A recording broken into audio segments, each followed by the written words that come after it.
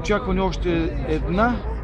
Ще видим как текат проучванията, която ще е на околовръстното на Цар Симеон, улица Цар Симеон. Защо е тук площадката? Ако забелязвате, тук има ни табели 1000 метра. Това е метраж, който помага, от другата страна има 0 метра. Метраж, който помага на занимаващи се спортно строителство да размеряват колко тичат тези, които правят крос. Този буливард много често има спортно. И тук сме поставили табелки, които вечер светят.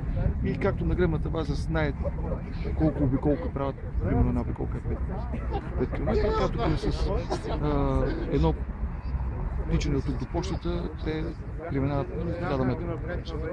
Тук е удобно, защото в другия край на 1000 метра има още един фитнес. Така че, редувайки тичане, фитнес, ни помага да занимаваме спорта.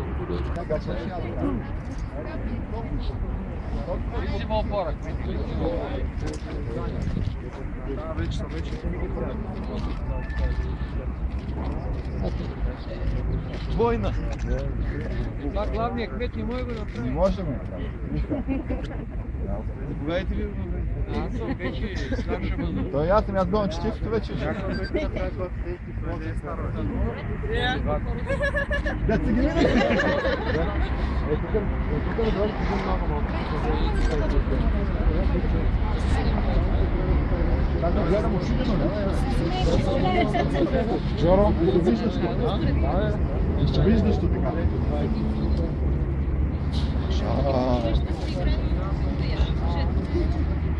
Жоро, това с почти моста ще го направиш.